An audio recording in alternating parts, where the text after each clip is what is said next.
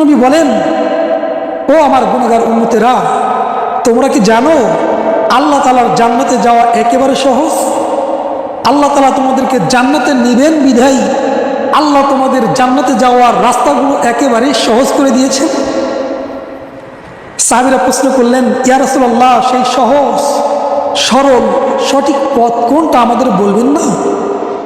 আল্লাহর পয়গম্বর বলেন, যদি তোমরা আল্লাহ তাআলার জান্নাতে অতি সহজে যেতে চাও তাহলে ছোট্ট একটা আমল করবে।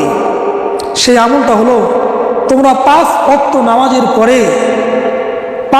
নামাজের পরে তোমাদের বসার জায়গায় থেকে যদি তোমরা আয়াতুল কুরসি পাঠ করতে পারো, আল্লাহু লা ইলাহা ইল্লা হুয়াল হাইয়ুল কাইয়্যুম লা তা'খুযুহু সিনাতুন ওয়ালা নাওম লাহু মা ফিস সামাওয়াতি ওয়া মা ফিল আরদ মান যাল্লাযী ইয়াশফাউ ইনদাহু ইল্লা বিইযনিহি ইয়া'লামু মা বাইনা আইদিহিম ওয়া মা খালফাহুম ওয়া লা ইউহীতুনা বিশাইইন মিন ইলমিহি ইল্লা বিমা শাআ ওয়াসি'a কুরসিয়্যুস সামাওয়াতি ওয়াল আরদ ওয়া লা ইয়াউদুহু হিফযুহুমা ওয়া হুয়াল আলিয়্যুল আযীম।